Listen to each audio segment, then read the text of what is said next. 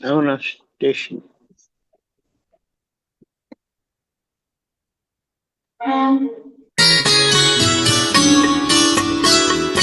વ્યવસ્થિતિ વિસર્જનનો હું તો છું જ્ઞાતા દ્રષ્ટા. રાગી ઉપયોગી જુએ એક પૂદગલમાં આત્મા. એક જ સિક્કાની બે બાજુ રાત દિવસના ભાગલા. ચોક્કસની અસર ઉદયાચલ સૂરજ ચંદર તારલા. માણસમાં તરચાવી દીધેલા કઠપુતળિયા રમકડા.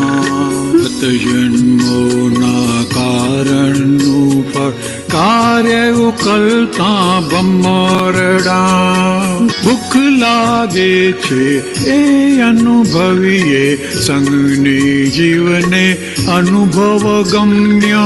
શબ્દોથી નથી સમજાવાતું કેવળ જ્ઞાન સ્વરૂપાગમ્ય. સંયોગી વિચારથી જુદા લફરા છૂટા અસંયોગી. હું શું કેવળ આત્મા પોતે વીણવાદળિયો સ્વરૂપ યોગી.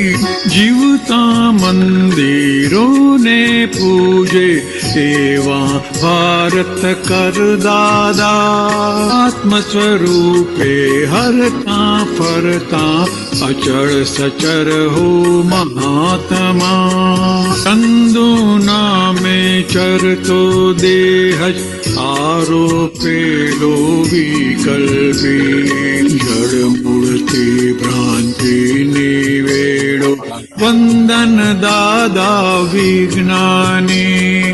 વ્યવસ્થિતિ વિસર્જનનો હું તો છું જ્ઞાતા દ્રષ્ટા.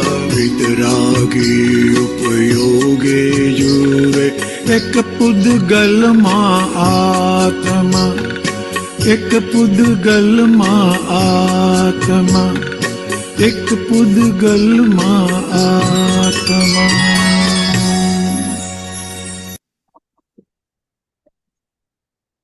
શ્રી સચ્ચિદાનંદ. જો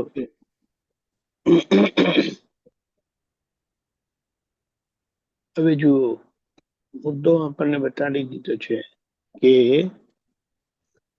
આ જે અનંતતાથી જે બધું બંધાયેલું તે આજે હવે વિસર્જન થઈ રહ્યું છે, ખાલી થઈ રહ્યું છે, ડિસ્ચાર્જ થઈ રહ્યું છે.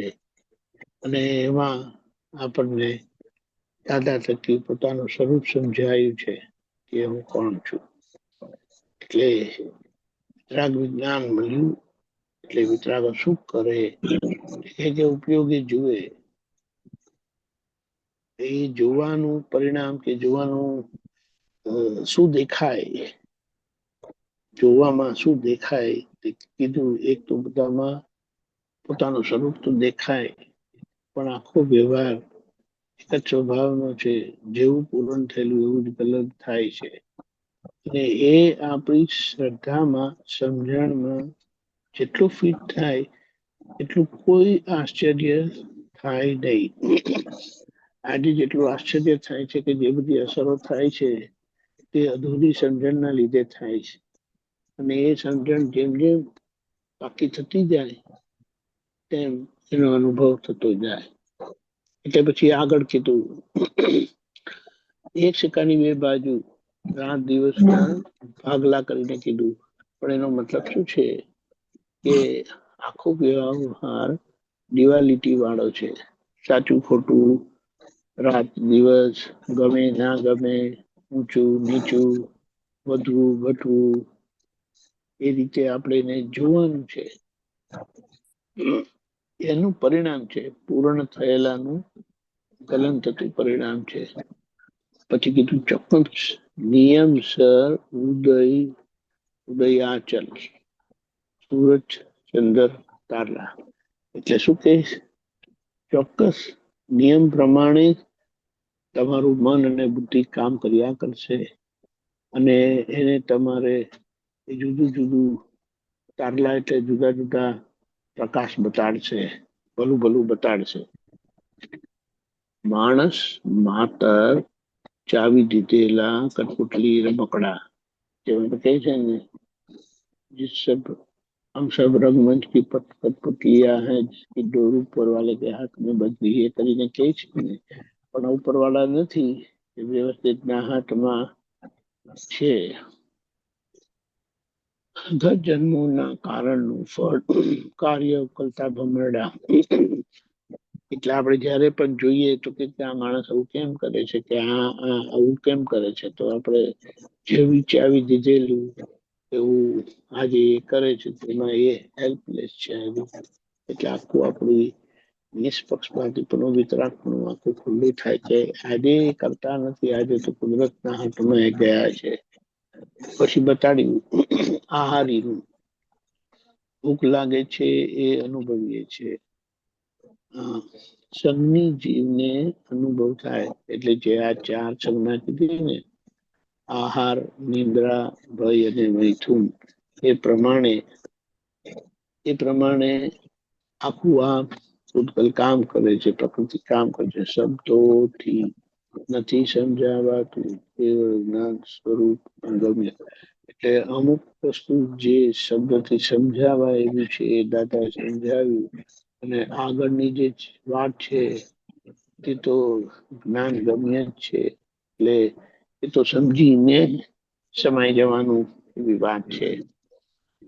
સંયોગી વિચારથી જુદો, સંયોગી હું અસંયોગી છું કરીને, સંયોગી વિચારથી જુદો. કારણ કે વિચાર બહારના સંજોગોથી આવે છે, મન આપણે ભેગું થાય એટલે બધું ભેગું થઈને કાર્ય થાય છે. ને હું અસંયોગી, લફરા છૂટા અસંયોગી, એટલે આ બધાથી હું જુદો છું. એટલે કોઈ પણ કાર્ય થાય છે તો બધું ભેગું થઈને થાય છે, તેમાં હું અસંયોગી છું, અસંગ છું કરીને. હું છું કેવળ આત્મા, પોતે વીણ વાદળીઓ સ્વરૂપ યોગી. એટલે જેમ સંયોગો ભેગા થાય અને કાર્ય થાય તેવી રીતે સ્વરૂપ યોગી એટલે એને સંયોગ સંબંધ છે આ વ્યવહાર જોડે, જે સંજોગોને આધીન આખું કામ કરે છે. એવો આત્મા છું તે બતાડી. જીવતા મંદિરોને પૂજે એવા ભારત દાદા. એટલે દાદા આપણને એમ કે છે, આટલા આપણી પાસે પ્રાર્થના કરીએ છીએ કે આ બધા જે માણસો બધા દેખાય છે તે બધા જીવતા મંદિર છે. મંદિરમાં દર્શન કરવા જાય છે, તીર્થયાત્રા દર્શન કરવા જાય છે, પણ આ જીવતા મંદિર જે છે એને સમજી શકતા નથી, એને પૂછી શકતા નથી, ઓળખી શકતા નથી, અને એની જુદી અસરો છે.